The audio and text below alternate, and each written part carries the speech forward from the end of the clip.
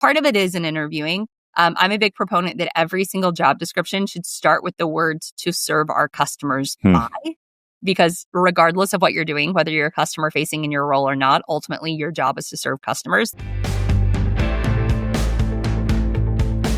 You're listening to the Elevate podcast, and I'm your host, Robert Glazer. Join me as I talk to world-class performers about how they build their capacity and reach greater heights in leadership, business, and life, and how you can do the same.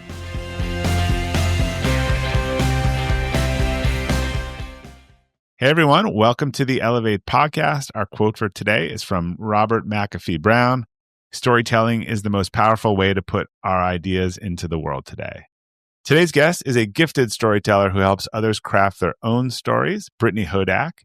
Brittany is an award-winning entrepreneur, author, and customer experience speaker who has delivered keynotes across the globe for organizations including American Express, the United Nations. She's also worked with some of the biggest brands and entertainers, including Walmart, Disney, Katy Perry, and Dolly Parton, and is the author of the best-selling book, Creating Superfans.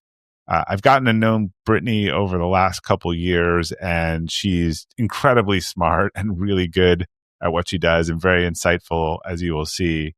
I wanted to have her on because I think we're in this moment of uncertainty where many brands are just hesitant on who to buy from or who to partner with or who to trust. And trust and loyalty are really important counters in times of uncertainty. I think brands and people are more inclined to buy from people that we trust and who they like.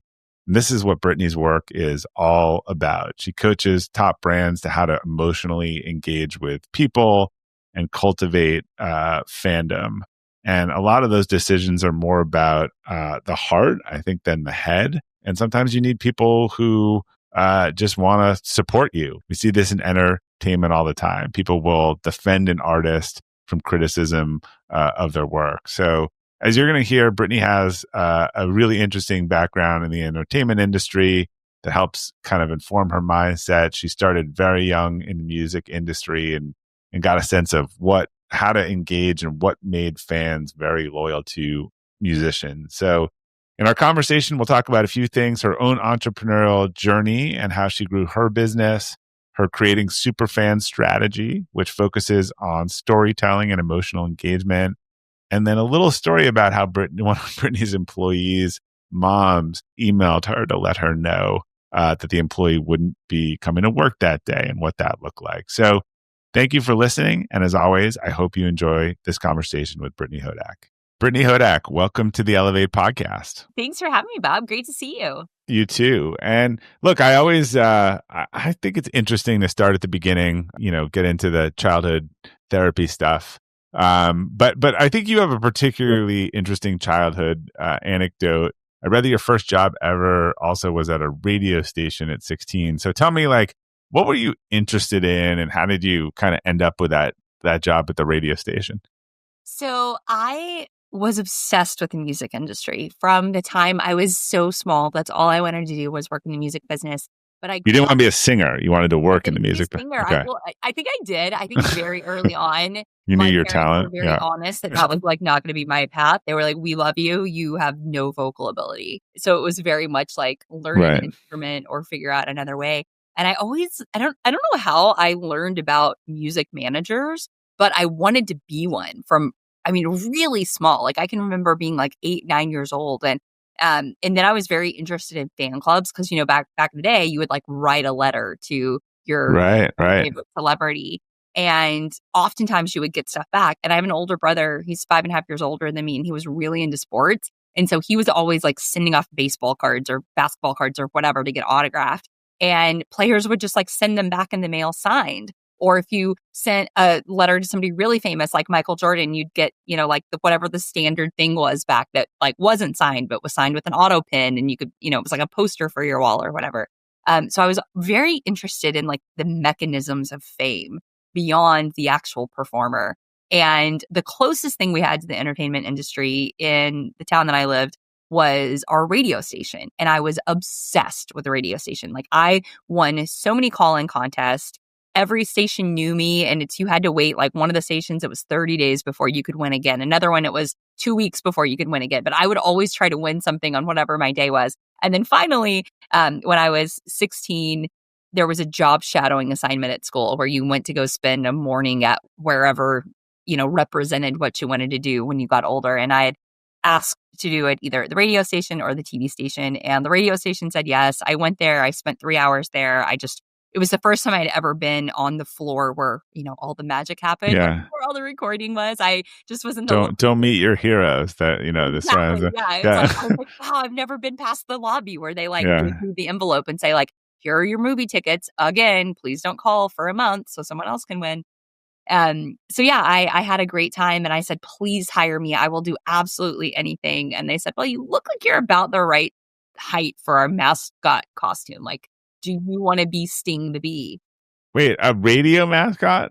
Out in the community or behind the audio? Yeah. Not on the radio. Okay. That would be really funny. No, so one of the ways that you make revenue as a radio station is by selling what are called remotes, where you go broadcast live from the car dealership or the furniture store or whatever.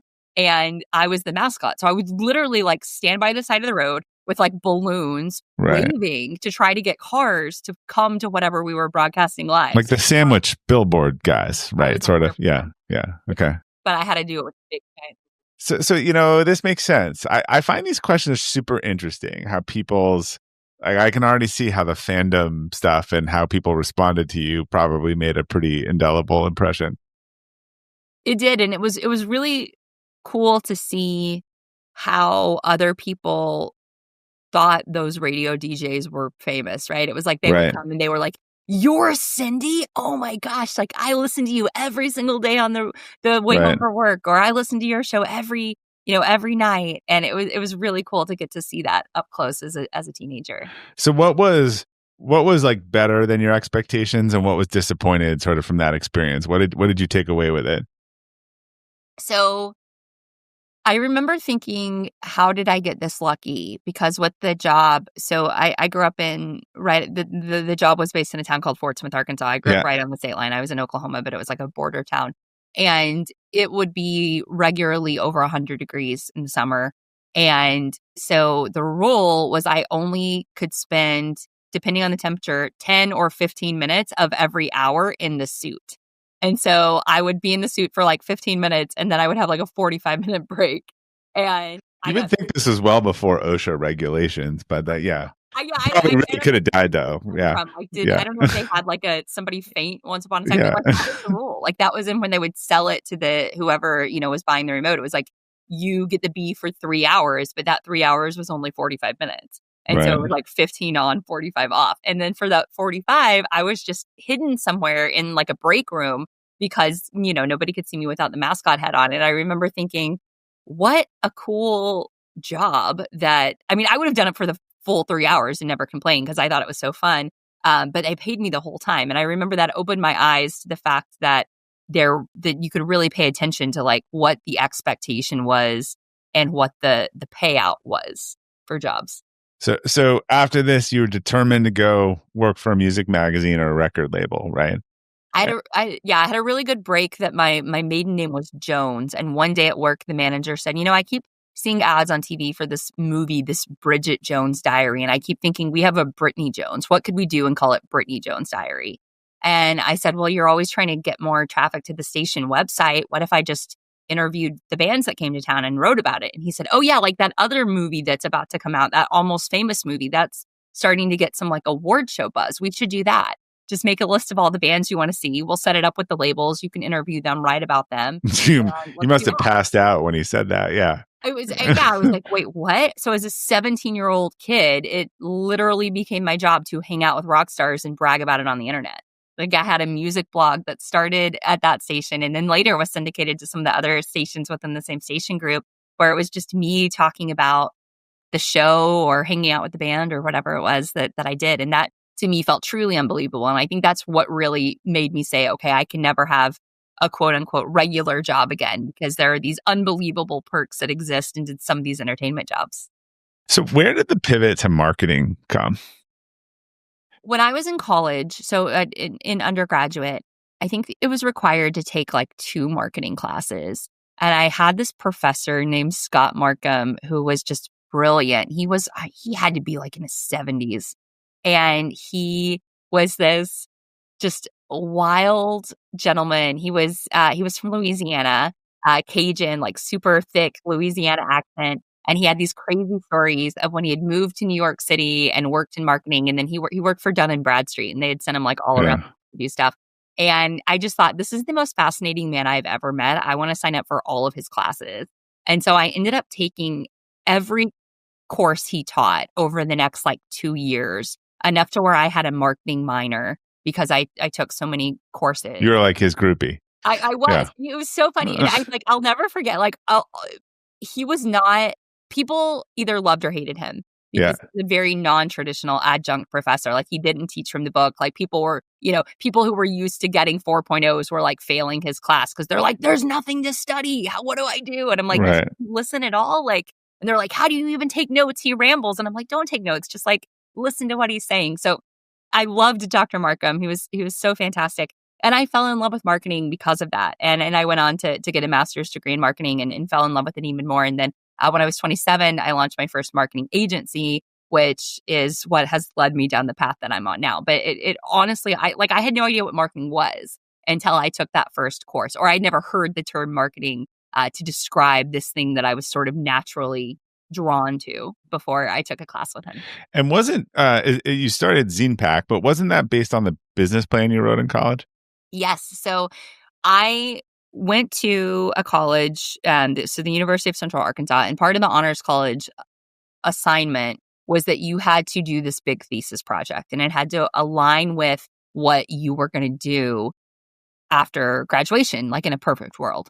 And so I wrote a business plan for a company and was planning to put out this product. So Brittany Jones Diary thing, like going on the road with bands or going to concerts with bands, sparked this idea of what if we could create a project or a product that would be like the ultimate experience of an album for somebody who doesn't get to go on the road with a band, for somebody who's not backstage, I was like, how do I take all of these experiences that I am fortunate enough to have and invite everybody into them and make everybody feel like they get all of this like behind the scenes magic?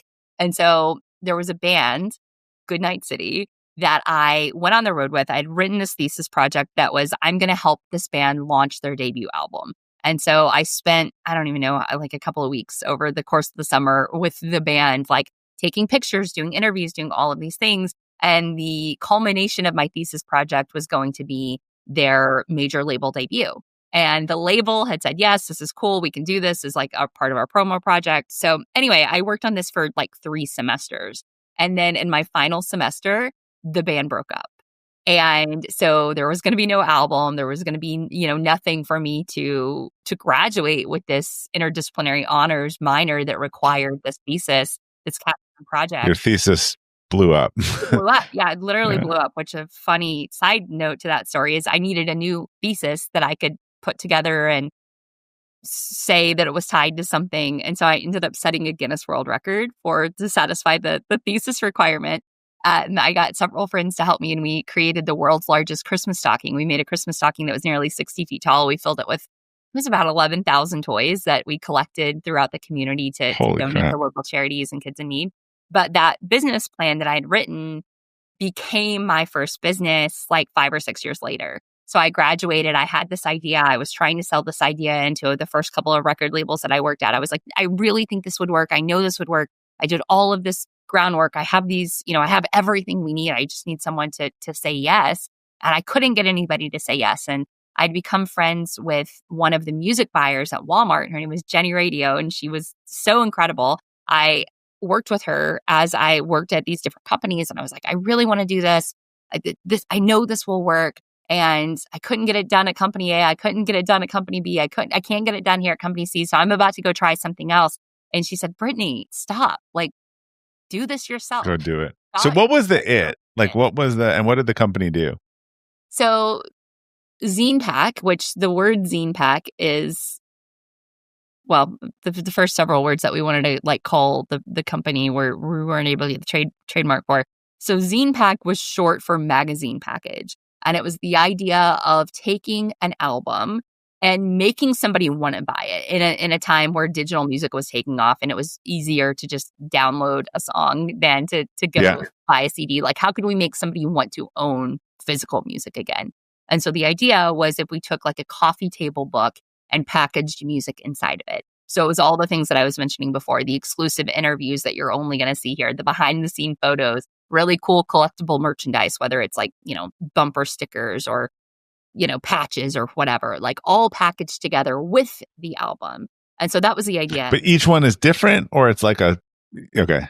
So we became essentially the marketing packaging agency of record for Walmart. So we partnered with record labels and management companies to put together these super over-the-top collector edition versions of albums for superstar artists. Right. So Walmart... For their biggest fans or for general retail? For their fans at general retail. So by partnering with Walmart, it meant that the fewest we ever made of anything was usually like 25,000 copies. But sometimes when we were working with artists like Katy Perry or Taylor Swift or Justin Bieber, we were making like 250,000 of them. But that's still a limited edition. Like once it was gone, it was gone. Yeah, right. All of them were like one-time pressing. And then what we had the ability to do, so when it was a huge quantity, right, when we're talking about there's 100,000 of them that exist, we were still able to say, okay, about 100 of them are going to have secret autographs and 1,000 of them are going to have a code to get something. And, 1,500 of them are going to have like this extra special collectible. So there was like this Easter egg golden ticket component, even though we were doing them at large scale. But it was huge scale because we were putting them on Walmart stores. So they had to be available at, 4,000 different stores simultaneously. And what was really cool about it is it created something that, again, going back like 15 years ago, people were so excited to do like unboxing videos on YouTube. Right. Or to post because there were different things in each one. Yeah. So I created this agency. It was essentially a marketing packaging agency where we were partnering with the companies that didn't have the infrastructure to do this. Like they were built to record and release an album. And we said, okay, well, we're going to come alongside of you. And we have access to all the best music journalists. We have access to companies that are going to be able to create like this really cool package. What's been really fun is to see now really the only people who are embracing like physical packaging anymore for media are like K-pop bands. And what has happened, and if you look at like physical music sales in any given month in the United States, it's almost always like K-pop and J-pop titles. So anyway, that was the business I started on accident. And over the arc of that story and getting to work alongside some of the greatest musicians on the planet, I've been able to do a lot of other really cool things with giant brands and, really interesting, fun people. So it got you sort of connected to this concept of fandom, right? And understanding like what engages the fans, what makes brands have great fans. And when did you start kind of double clicking on that? And because then your career started to shift towards that from just the music aspect. Yeah, I think it was when, as the configuration for ZinePack took off, as we kind of became known as like, oh, work with them and Walmart will buy a lot of copies of your album, we had to get really good at saying, who do we want to work with and who do we not want to work with from an artist standpoint? Who is somebody that has the necessary layers of, I hate to say like being interesting enough, but that's kind of what it's about, right? Is like, who are the ones that we're going to be able to create like a really compelling package and story around? And so we tried to come up with a litmus test of like, how do we know? Like, which is what the entertainment. And was it still just music, or were people asking you to do this outside of music? The majority of the projects that we did were music, but we did some stuff for Hollywood. We did some stuff with video games. And it was that same sort of like, we are taking a swing on what we think is going to be a hit. Now, there were some times, it's like when somebody who was already an established celebrity came to us, it was just like, how cool can we make this and what are we doing? But on some of the up and coming ones where it was, we have to decide if we think the interest is there, the fandom is there. And now it's so easy because you can look at 1,000 different metrics online, right? You can see like how many people are streaming something on Spotify. You can see how many people are pre-ordering tickets to a movie release before it comes out. But there are still the things that you've got to just make an educated guess on. So I, as somebody who was obsessed with sort of the consumer behavior and the psychology behind why do people love the things that we love? Why do we want to spend more time? Why do we see our identity in some of these things? Started to try to figure out what is it? Like, what are those markers that we can find in an artist that predict whether or not they are going to have this active fan base down the line? And what I started to see again and again and again were the artists who took the most interest in their fan bases, who were the most engaged with their fans and knew their fans best, were the ones who had that reciprocity of those fans caring the most. I was like, wow, it really is that fandom is a two-way street. And over, when you're looking at like dozens or hundreds of examples, there is always a correlation of the fans that feel like they matter to the bands being the most loyal to the bands or the artist long term. And so then I started to get curious and say, does that extrapolate beyond music? Like, do we care that the things that we feel an affinity toward feel an affinity toward us? Like, do we have a desire to matter to all of the things that we want to give money to, not just the things that entertain us, but like, does it matter to us if we matter to a brand or not? And what does that look like from a ROI standpoint to that brand? And so that's really when I started asking these questions and having the wheels turn that became what I'm doing now, talking about creating superfans, or what are the things that organizations and employees can do at scale to help make customers not just come back, but also tell their friends. Because there's so much focus on the acquisition and getting them. And then it seems like on the retention, or everyone knows about referral programs or net promoter, but like that you're really raving fans like are like having a full-time member of your business development team. Yeah. I sometimes say like every company on the planet wants to acquire customers.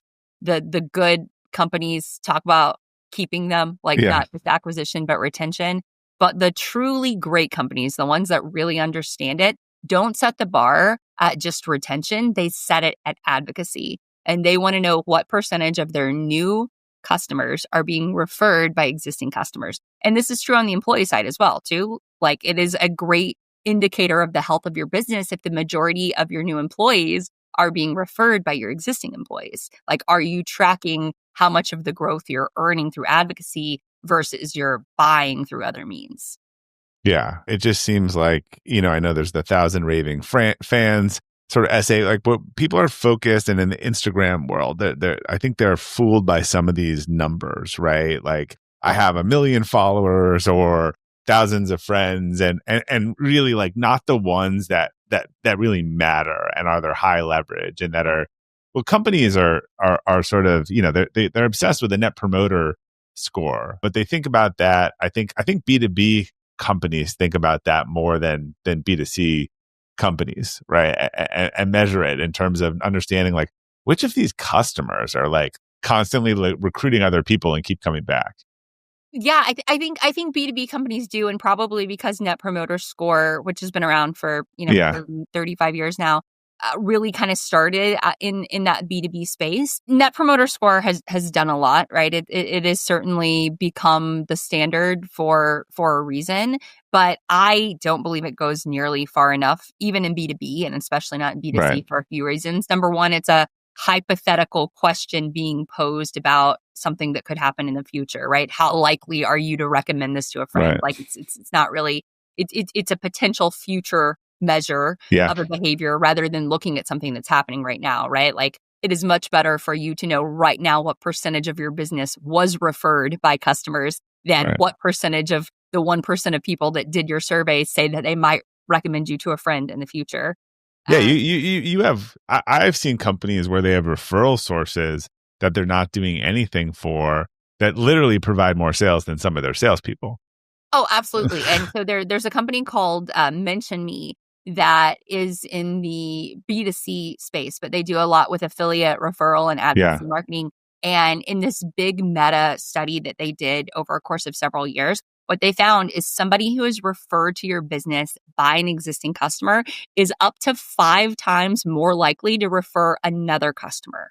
So it's this idea of when somebody finds you because a friend said you're awesome, they are several times more likely to refer another friend. So it's not just the Whether they're justifying their own decision or not, like, it helps you, right? right. Yeah. Exactly. And it's like the amount of revenue that you stand to earn through the network effect of people telling their friends becomes very, very big, very, very fast. All right. So you wrote this book. This led you to this book, Creating Superfans, using kind of emotional engagement to create these kind of brand loyalty, customer relationship fans. And I know a big part of it's storytelling. So, like, what is the key to superfans, and who are some companies or case studies that in your mind that do this really well?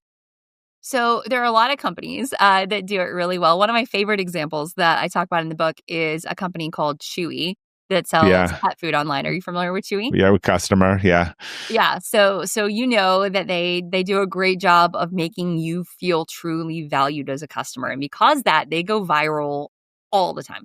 Like Well, on they send the notes, right? Yeah. yeah, they send notes. They if you lose a pet, sort of SOP is refund the last food that was purchased and tell the customer to donate it, and then send flowers or something else. Not signed like from Chewy, but like there's always a name of someone, right? It could be Right. Hannah and your friends at And these Chewy, or Jonathan. 80% of these people are going to get another dog and never buy another dog food, right? Exactly. Yeah. Yeah. Yeah. It's like once you feel you feel loyal to that brand. But the brands that do it really well, either on the B2B side or the B2C side, are the ones that understand that apathy is the enemy.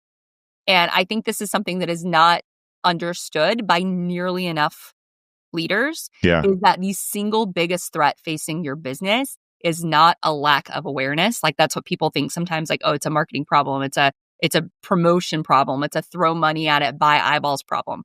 It is not an awareness problem. Plenty of people know. They just don't care. You have an apathy problem. And until you can connect your story to the story of those people, until you can give them compelling evidence to care more about your brand than all of the competitors out there doing the same thing, you can fall victim to being seen as a commodity provider and not as a category of one.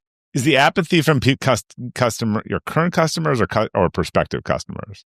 Both, Both. oftentimes Yeah. both. But the bigger problem is the apathy from current customers. Yeah. Somebody who doesn't care enough to come back to you again. And oftentimes, and this is where I know that all of the work that you've done and all of the great insights that you have in your world, very oftentimes that is driven by an apathetic employee or set of employees. And when Yeah. you have employees that see their work as just a paycheck instead of a passion or a purpose, it is very difficult for your customer base to be engaged, because apathetic employees do not lead to engaged customers. You literally just teed up what I was going to ask you. Now, it seems like it's hard to have raving fans if you don't like what you do. And I think a lot of people, like, example, we ski up in New Hampshire for years, and the complex has a bus system, each complex, that takes you to the mountain because they don't have enough parking.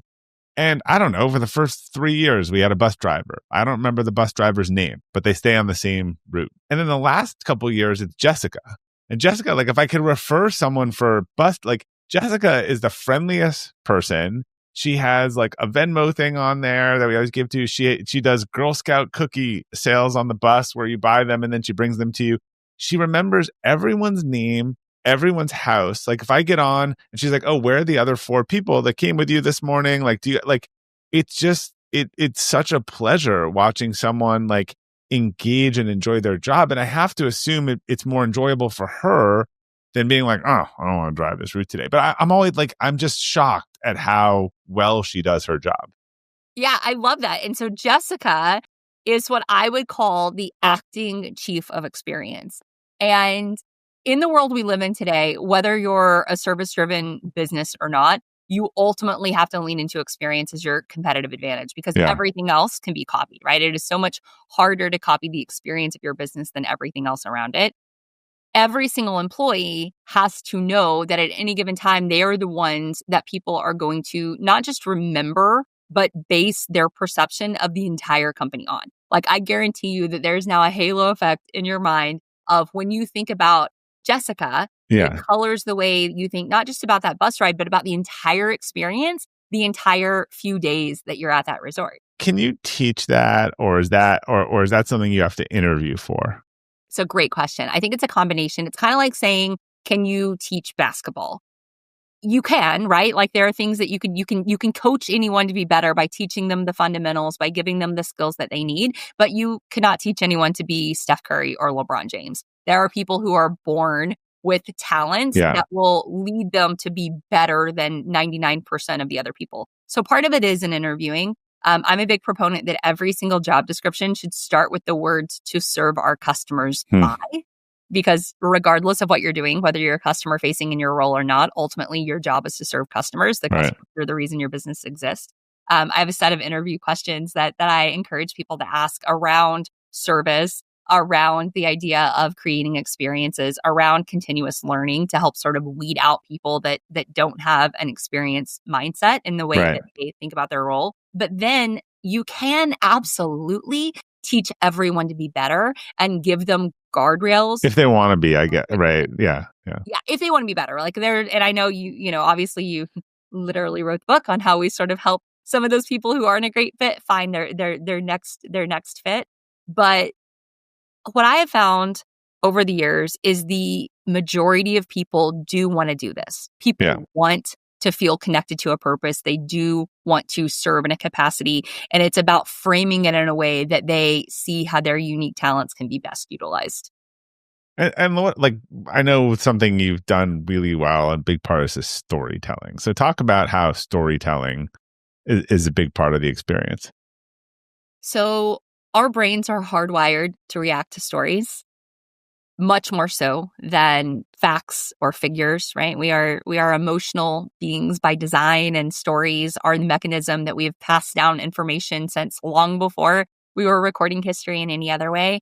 And so because of that, I think that storytelling is a very important tool for leaders to use with their teams and for them to teach their teams to use with customers. Because when you can create a story that customers see themselves within, they're more likely to share it, but they're also more likely to remember it and want to come back and experience it again. So one of the things that I say all the time is that superfans are created at the intersection of your story and every customer story. The reason your story matters is because if you want to break it down, like fundamentally, your story is the only thing that separates you from your competitors, right? Your story is what sets the framework for your brand, for the uniquenesses that make you different. Like if you were going to strip everything that was not narrative or story away from your product or service, what are you left with? Probably a product or service that looks very similar to a lot of other products and services out there. So that's where it starts. But being able to understand your customer story, like what are they struggling with? What is it that they want? What is it that they are looking for from a like transformational standpoint, whether it's a very simple interaction or an elongated one, being able to meet them where they're at and make them feel like they are the most important customer that you have is a really, really good business model, because every customer is an influencer in the world that we're living in. You're making me think of my pediatrician when we were younger. Like she was really good at making us think that each of our kids were her favorite patient, right? When we were there, and there's a skill here between story. I mean, I know you speak a lot. I actually gave a speech last week on something I don't normally talk about.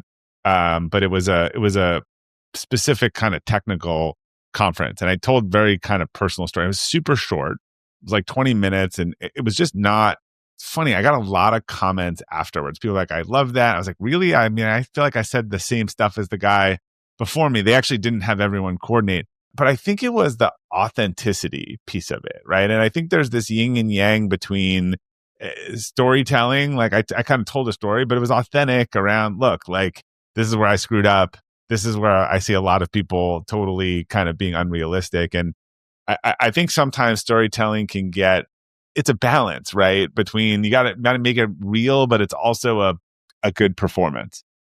Yeah. And it's, the reason storytelling works really well when it does is because of the way that our brains operate. Yeah. And I live in Nashville, where we are known for many things, right? I was going to say bachelorette parties. That's one of them.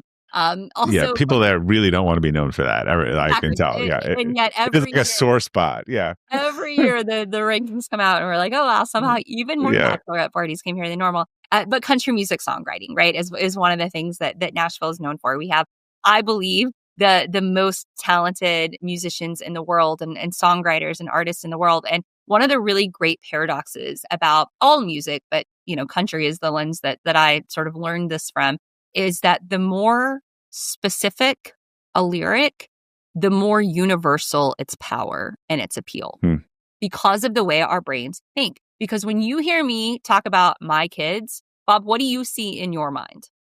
When I see my kids, You see your kids. Yeah. And when you hear me talk about my first job, what are you thinking about? Yeah, I'm thinking, right. It's all about us, I guess, right? And that's in storytelling. One of the mistakes that people can make, and sometimes when it doesn't work, is because there's not enough specificity. Or relate, like it seems like relatability, right? I'm guessing you start your presentations with a story, right? I mean, I'm guessing, is that how you start all of them? Yeah. I do, yes. And it's not always the same story. It's different stories for different audiences. Actually, you'll probably enjoy this. One of my favorite ways to start is about a time someone said to me that only fat people run on treadmills because people who are in shape run outside, which I then say, would be a very bizarre and I think inappropriate thing for anyone to say. But it really took me off guard because of who said it, the guy delivering my brand new treadmill. And then I go on to talk about this person who told me that he had worked at that company for 17 years. And I know that because he said, I've been here 17 years. I got a sick company discount. He's like, I could probably get one of these things for free and I don't even want one. That's how much I hate treadmills. Amazing. Funny, one of my presentations opens with my report cards from 4th, 5th grade around these teachers not saying complimentary things, but all being very consistent. And right, it resonates with the people who remember. As you think about it, like a story doesn't work if it's like that time when I made my first million, right?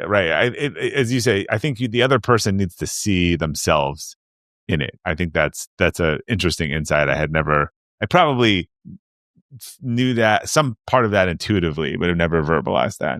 Yeah, they're really powerful at accelerating the path to connection. Yeah. And for that to work, you're right. People have to be able to see at least an element of themselves. Like if somebody's telling a story about the first time they made their first million and they start by acknowledging, hey, I know that maybe the specifics of this story don't relate to where you're at, but what I do know is that you have had something that you cared about accomplishing more than anything, and you had a set. You've had accomplishment that didn't provide as much satisfaction as you thought it might be, right? Exactly.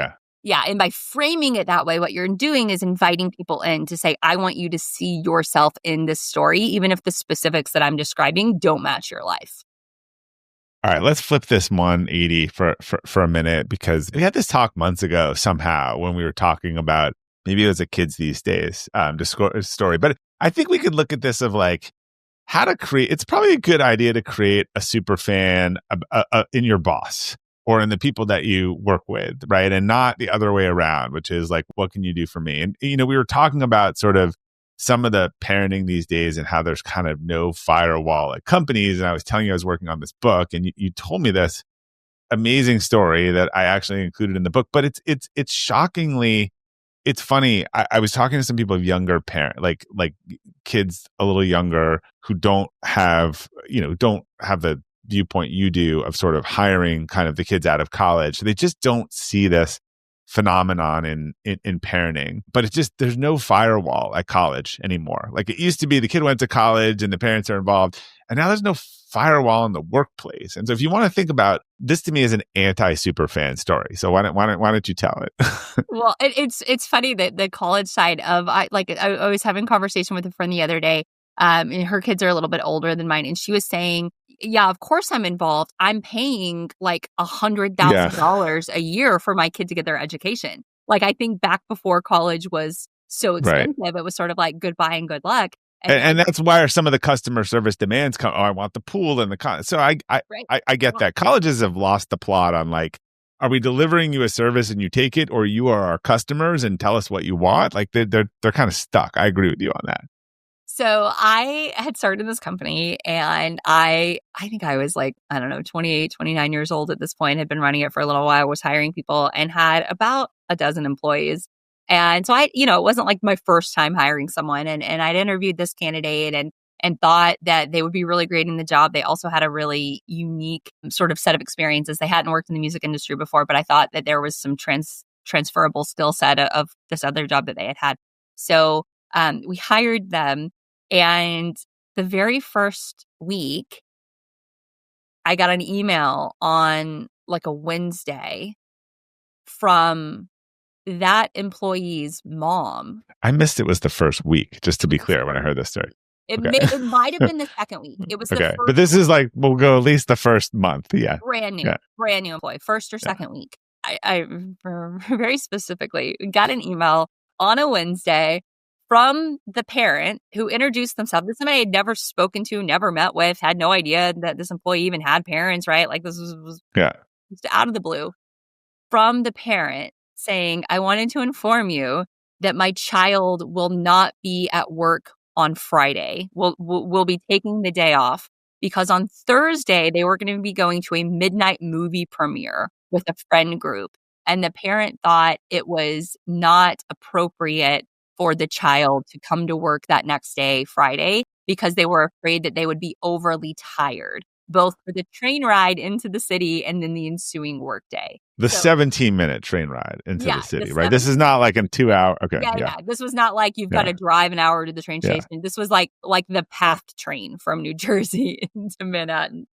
That they were going to be taking the day off on Friday, or alternatively could work from home, but were not going to be in a state to be in the office. Now, this was not a request. This was not even something that the employee was copied on.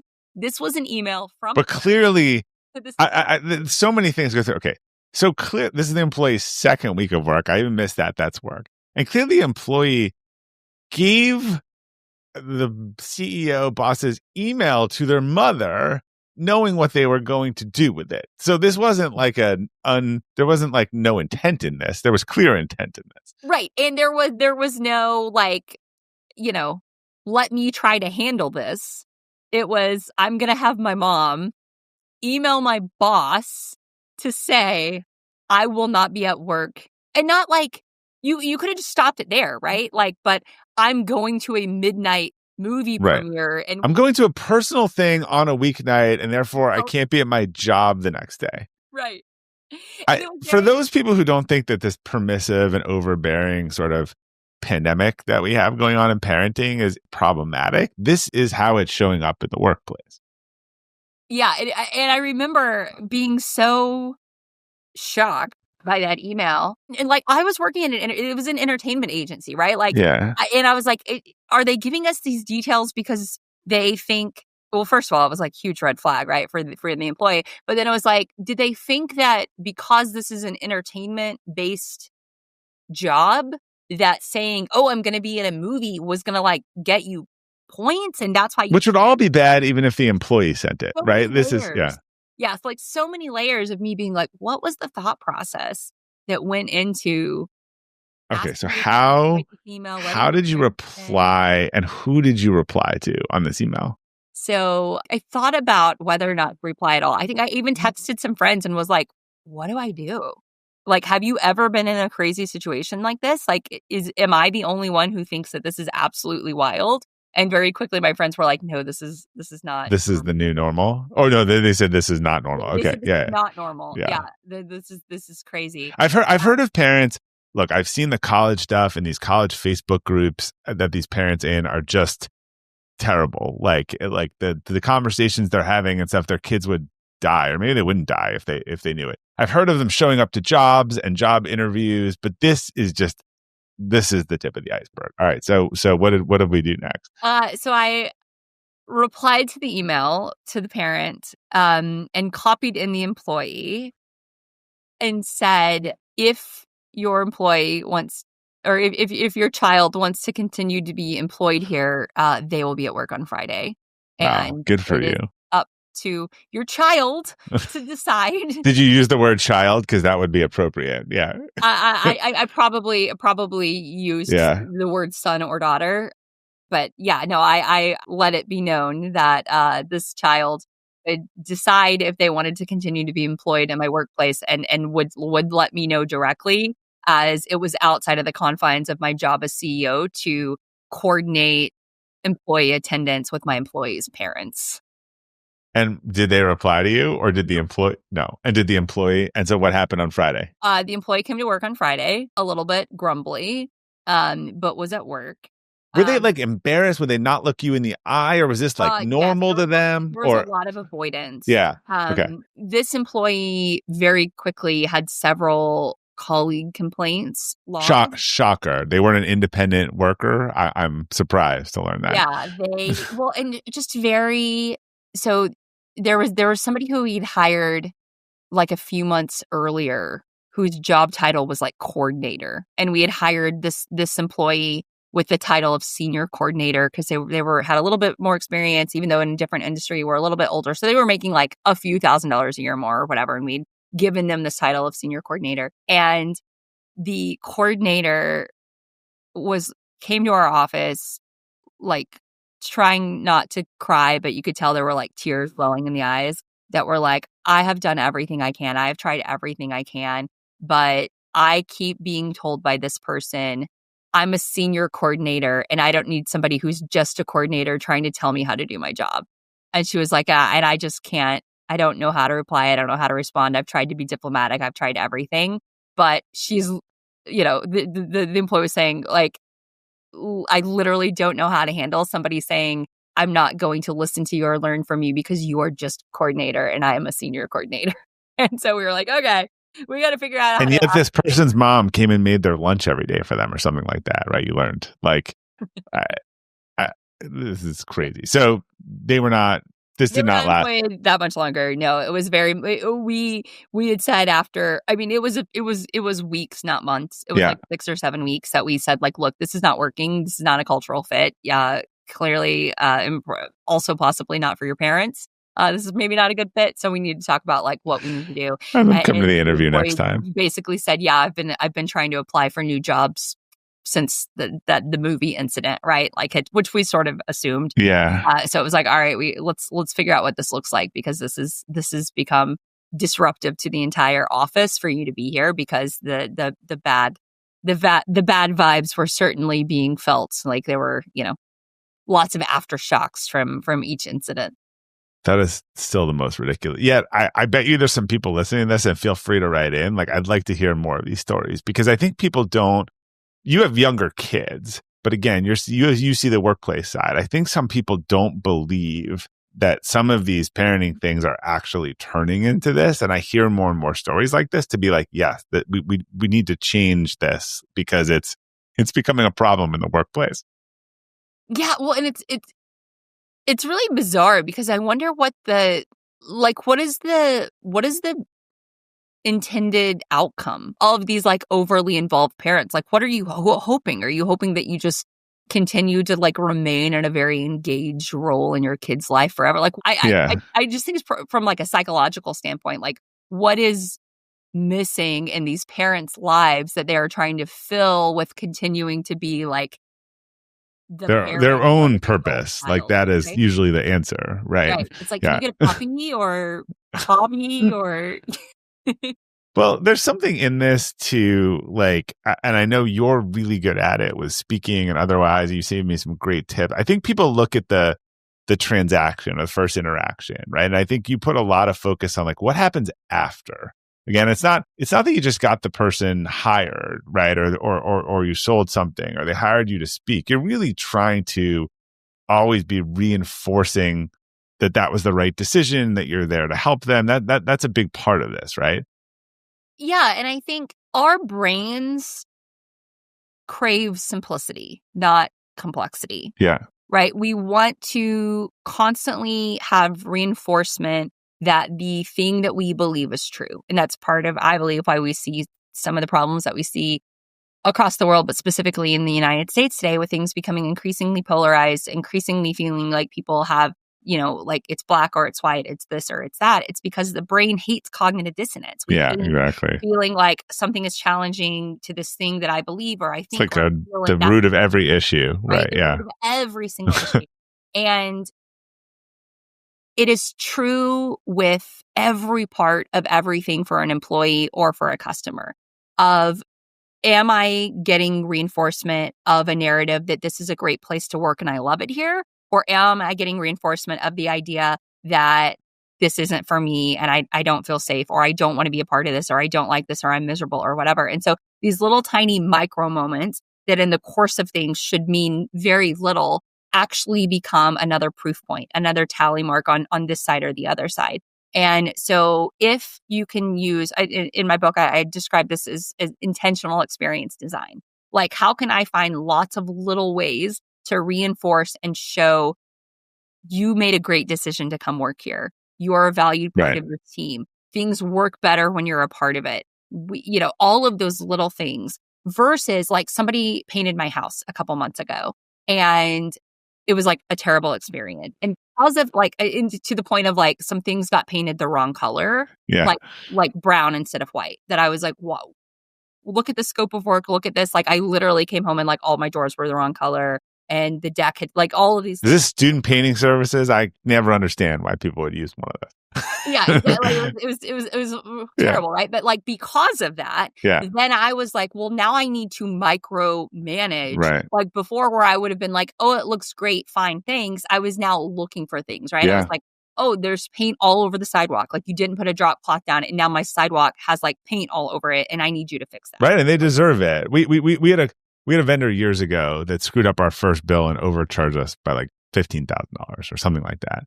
And then 9 months later, we had a very detail-oriented operations person. She was going through all the bills and she kept finding, and he's like, look, you gotta stop harassing us on these things. And Nicole, I'm like, I'm sorry, you started off, you screwed up in the beginning and now there's low trust. I don't think they'd be going through these with a fine-tooth comb if you hadn't so blown the first bill. Right. And once you blow it, and that it's very much like if you can exceed someone's expectations early and then you continue to reinforce it, they are much less likely to go looking for those things. Correct. Because again, their brain wants to believe that they are right. Their brain wants to believe I made the right decision. This is awesome. This is great. And so when you can continue to reinforce that, then you do not create a space for that cognitive dissonance to like take root. Exactly. All right, Brittany, last question for you. This can be singular or it can be, it's multivariant. It can be personal, professional, singular, repeated. But what's a mistake you've made that you've learned the most from? Probably asking the person without the ultimate authority to say yes and then being impacted by the no. Like, I think so much of success in life, but also specifically entrepreneurship, is not accepting the no from the person who didn't have the ultimate authority to say yes. So getting better at figuring out how to get to the person that has the authority to give the yes. And then you can feel really bad when they say no. Yeah. Well, I think it's also knowing that a no today is not a no forever. Right. Like, I think if you think about many of the no's that you got in your life, it wasn't a no never, it was a no not now. No, and we had in a Friday for more no's tends to equal more swings at the bat, more no's, more yeses, right? Exactly. Yeah. Exactly. So getting to the person with the authority to say yes and understanding that no is not a no forever. All right, that's a great takeaway. And don't let the wrong person's no bother you. I think that's an excellent takeaway. So Brittany, where can people learn more about you and your work? You can learn more and find everything at BrittanyHodak.com. The book, Creating Superfans, is available everywhere books are sold. All right, Brittany, thank you for joining us and sharing your story with us. We'll include the links to everything we talked about on the detailed episode page at robertglazer.com. Thanks, Bob. So that was my conversation with Brittany Hodak. I continue to think that, we're in a time where we need to stand out and we need to be different. And this fandom and storytelling approach that Brittany talks about, I really think can help any brand develop a differentiator. And hopefully you also learned how to reply to any employee that whose mom reaches out to you and tells them that they won't come to work. I really still can't get over that story. So thank you again for listening to the show today. If you enjoyed today's episode of the Elevate podcast in general, I'd really appreciate it if you could leave us a review, as it helps new users discover the show. If you're listening on Apple Podcasts, this is all you have to do. Select the library icon, click on Elevate, scroll down to the bottom, and you can leave a rating or review in just a few seconds. So until next time, keep elevating.